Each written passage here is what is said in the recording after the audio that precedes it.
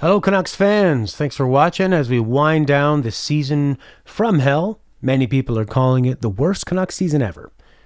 I think there were probably a lot worse seasons on paper, but it definitely is one that feels incredibly disappointing and frustrating because the Canucks have a serious collection of core talent, and we're watching the windows keep being closed, and we're wondering, I'm wondering, I can't speak for anybody else but myself, is Benning's and Aquilini's combination of management going to sink this team before it has a chance? Are we going to end up like Buffalo, who has a Jack Eichel, and at one time had Jack Eichel and Ryan O'Reilly as their top two centers and blew it because they ended up being a place no players wanted to be? Or a Columbus that had a Pierre-Luc Dubois and a decent team around them, and how about, imagine this, Artemi Panarin and Bobrovsky and Pierre-Luc Dubois on a team. Well, that didn't happen. Anyways, big news, actually. The Rangers, in a shocking decision, have just fired team president John Davidson, who was the president for Columbus. Not that great, although they do bring in good players and they lose them. And longtime president for St. Louis Blues. And also their GM, Gorton, who had been there for about 6 or 7 years and was groomed under Sather, I believe.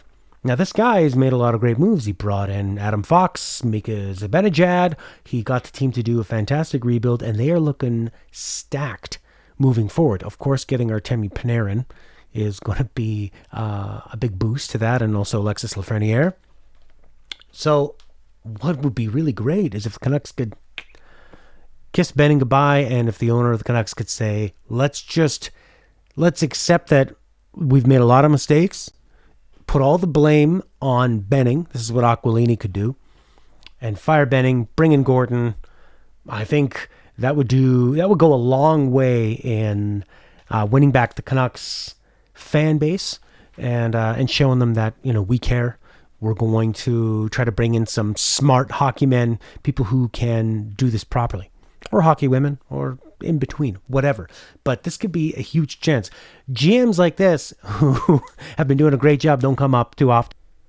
It would be something that just kind of fell into the lap. Kind of like when the Canucks get themselves in all kind of problems, and then all of a sudden, Nate Schmidt just falls into their lap for, a second-round pick. Actually, I just looked it up. That was a third-round pick for Nate Schmidt. So they could make it happen. I think it would do a great job PR-wise, and I think that you could really quickly, if you're going to move on from Benning, which I think they really need to do, but also Aquilini needs to learn to take a back seat, this could really tick a lot of boxes.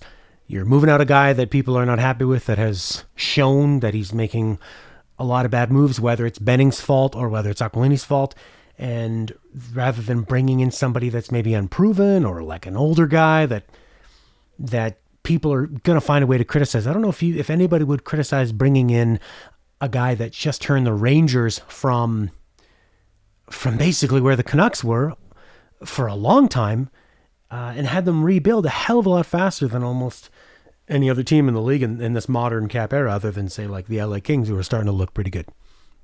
So that'd be nice. That'd be really nice news to see tomorrow. Canucks sign Gorton. Aquilini says, I'm going to take a back seat and focus on my Pizza Hut business. Anyways, let's talk about this game against the Oilers. Two great things from this game. I thought, number one, Jack Rathbone looked really good. And this is his first NHL game. The guy could skate really well. He was really smart. He had a lot of great reads. In the defensive zone, he was tracking players, but he wasn't getting out of position. He wasn't afraid to hold on to the puck. He wasn't afraid to stay in one spot. He never looked lost. He was giving Ennis the business during one really long shift in the D zone. He was just tracking him and cross-checking him into the boards, letting Ennis know that I'm here. And Ennis is not a big player, and Rathbone's only like 5'10", but he was playing up that role that defensemen need to do and pounce on somebody that might be smaller than you and just kind of let them know you're there and not be afraid that you're in the NHL. This is your job to intimidate this guy. And I think he did a really, really great job. He got a nice one-timer off of a really quick pass back to him. He faced down McDavid and Draisaitl on a 2-on-1 and played it perfectly. Just kind of kept leaning towards McDavid. McDavid tried to play the pass. McDavid still got the pass through, like Draisaitl said in the interview. He's probably one of the best passers in the league. But he didn't look panicked. And there were a couple times where somebody was trying to blow past him in the neutral zone. He was able to not get beat wide. with his skating. He just looks confident and great. He looks like a modern NHL D-man that can move the puck really well, that can be offensive, that can play both ways, looks really comfortable in both ends. So, I mean, I'm sure it's only going to go up from here. He's probably going to have a few games of regression, especially because this is going to be a challenging season moving forward. But that was great. Another thing I never thought I'd see. If you've watched my videos before, you know that I constantly criticize either the Canucks defenseman or Travis Green's defensive system, and that it seems like whenever they get pressured on the forecheck, any kind of aggressive moves coming their way, they tend to panic, and it looks like the defensemen don't know where to put the puck. Whether they haven't figured that out yet of like what to do when the puck gets dumped to the left side or the right side. What the Canucks were doing, and I was so happy to see it, is that if there wasn't a good play to move it forward, they would move it back and they would play pass. They play keep away. They used their numbers. At one point, they didn't have anything moving forward and they went off on a line change and they passed the puck back to Edler. And especially when you have Holtby back there who can play the puck so well. Just hold on to the puck. There's no reason to just give it away if you don't have to. All that's going to do is give the other team the puck, obviously, and then now they get to have to come in. Well, now they get to come in, and it's just going to add to that pressure and that momentum. So they were doing that the whole game, and I thought it was fantastic. The players finally just start to decide to listen to Green. This is maybe Green's last, 9 or 10 games with the team. I don't know what's happening, but I really like seeing it, and it's not something we've really seen this whole time that Green's been coaching the Canucks, so I don't know what's going on there. Horvat, Lind, and Rathbone were on the ice earlier in the game, and they had the most pressure the Canucks had. Probably one of the best offensive zone shifts. It was so great to see Lind controlling and moving the puck, pass it back to Rathbone. There was a really quick pass that went back to Rathbone on that shift, and he got a shot off. The Oilers went the other way immediately after that, and Demko just came up huge. He looked great. It was great. Lind looked like he could fit on us as a second line winger. He was getting more confident. He's pretty good at protecting the puck. He has a nice way of when he's curving around, he keeps the puck far away from his body. How about Höglander on that first goal, streaking down the left wing? He's got Puljujarvi all over him. Puljujarvi finally learned how to back check, and if you want to play in the NHL, kid, you're going to have to back check. Unless you're McDavid, and even he back checks. Puljujarvi's all over Höglander. Höglander is just thinking pass the whole time. He's telegraphing it right to Besser, but he waits. The kid's got such good patience, and he somehow sneaks that puck through. The Oilers D-man slides right into Smith. He can't extend his left leg out, and Besser somehow corrals this bouncing pass towards him and knocks it in for a pretty great goal. I mean, the Oilers just eventually overwhelm them. They have too much talent, and the Canucks are lacking talent, depth. Their top players, they've come off of COVID. It's the same old story. They're going to keep running out of gas. They had a lot of adrenaline to embarrass Toronto in those first 2 games, but this is obviously a hard sport, and these are some of the top athletes in the world, and if you're just down a few percent, 10%, you're going to really, really struggle. I thought McEwen had a really nice game too. He had a few nice back checks, some good poke checks, especially after a really long shift. I think he's better defensively than people give him credit for. I don't know if people are just disappointed because they thought, because apparently he had some pretty good goal scoring numbers in the AHL or in the last league he was in. So he's not going to be a top 6 Bertuzzi. That's fine. But if he could just be a decent fourth liner, I think he could. I don't think he's a fringe NHLer. I think that he's I've heard some criticisms about him. Even my favorite radio guys, Halford and Brough, were saying they didn't think he was that great. Maybe they were just disappointed. He did look really lost in the playoffs, but this season I thought he's looked fine. I thought he's looked pretty smart.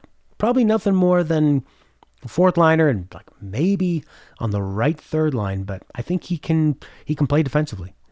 I am a little pissed that he didn't grab anybody to fight in the Toronto game with Simmons taking on Edler. Although he might have just been following the lead of the team, or Green had no problem with it, and Tanner Pearson had no problem with it. So he's still really young, so maybe he's just following their leadership. But it would have been nice to see him go over there and try to grab Simmons or grab somebody, McEwen's a big guy. A big part of the reason you're in the NHL is because of your size and your willingness to fight. Whether you like fighting or not, that's a big part of his profile. Rathbone had a few great poke checks in the D zone. The guy looked great. Right.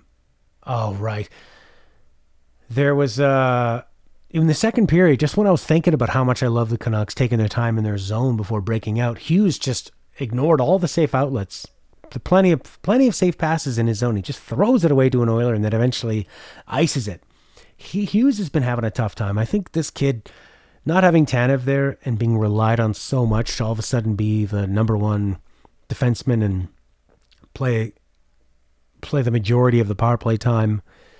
He's usually staying out there past what the first unit is doing. It's just too much. The guy needs a break. The guy, he had COVID as well, right? And he's still a kid. And that's a lot of responsibility. And I think that he could be not necessarily a big bruising shutdown defenseman, but he has a pretty good poke check. And a lot of the players in the NHL, the scorers are smaller than ever before.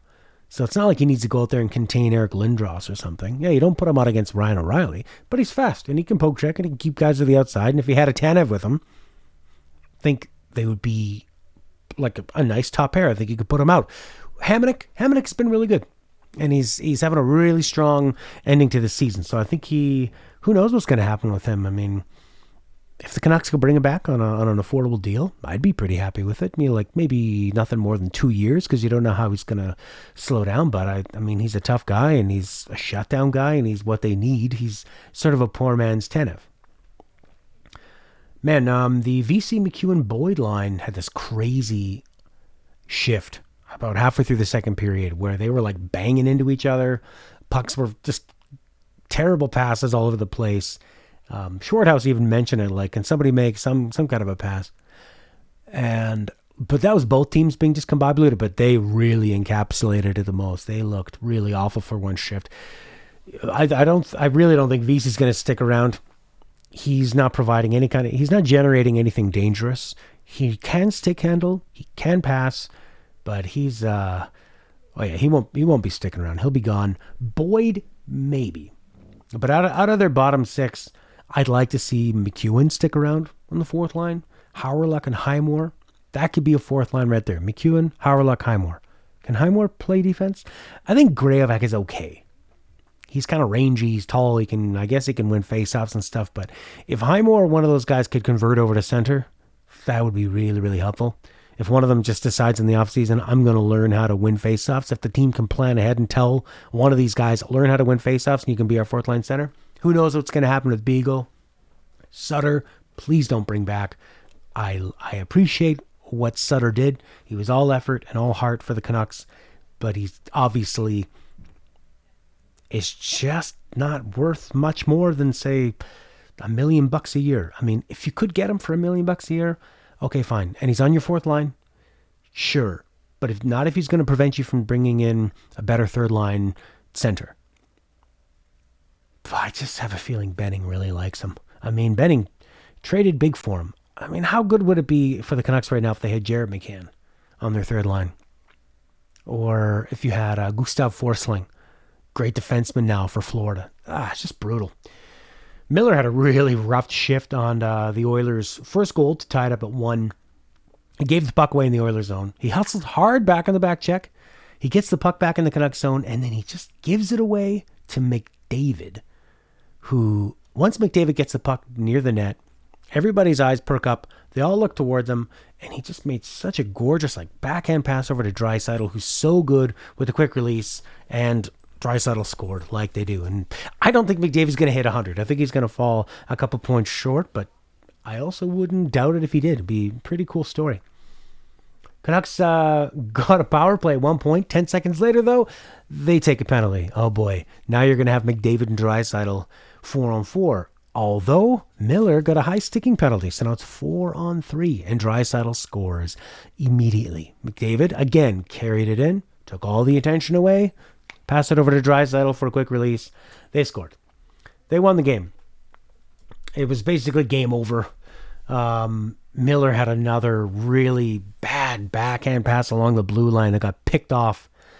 You can hear Tortorella talking to Miller when you see stuff like that, showing footage of that in practice the next day and going and telling him, you're really not a very smart player, are you? I love Miller. I love Miller when he doesn't need to be the top guy and when things are going well. I'll never forget that goal he scored against St. Louis when the Canucks absolutely needed one, and he just jammed it into the net. He's the kind of guy you need on a team that's going to win, but not as your top guy. And he's doing a great job trying to fill in for what the Canucks are lacking right now. So I love Miller, but that was just when he's having a rough game and when the team's having a rough game, it goes from bad to worse. So overall, you have to look for the silver linings. Rathbone was fantastic and looks like he's going to be great moving forward. And with Oliu-Levy, could the gods smile on us and we get rid of Tyler Myers in the expansion draft? No, because Benning's going to fucking protect him. But if you got rid of Benning and you bring in Gorton, and Gorton has no loyalty towards any of these picks. He doesn't have that sunk cost fallacy. Well, I traded for him. Oh, I signed him. I feel loyal to him. Gorton could come in. This is like pure fantasy booking. And let Myers be exposed. And maybe Seattle says, I doubt it. Maybe Seattle says, let's get that Myers guy. Maybe we can trade him. Well, no, because he probably has like a no-move clause or something stupid like that. But who knows? They might want an anchor. Maybe there's not a lot of defense out there. Defense is really hard to find. But if you get rid of him, shit, I don't know. Expose Schmidt, who I like, but is struggling. Maybe you get a new coach in. You bring in Gordon. This team might be turning it around pretty quick. But we definitely need a more advanced mindset. We need to stop having Aquilini think that he knows how to run a team. We need Benning to not be at the very top trying to lead the team. And we need the Canucks to start building around this amazing core that they have. And Rathbone could be a big part of that core moving forward. So overall, I was pretty happy in that Canucks loss. How about you guys? Thanks very much for watching. I'll make a video after the next Canucks game. See ya.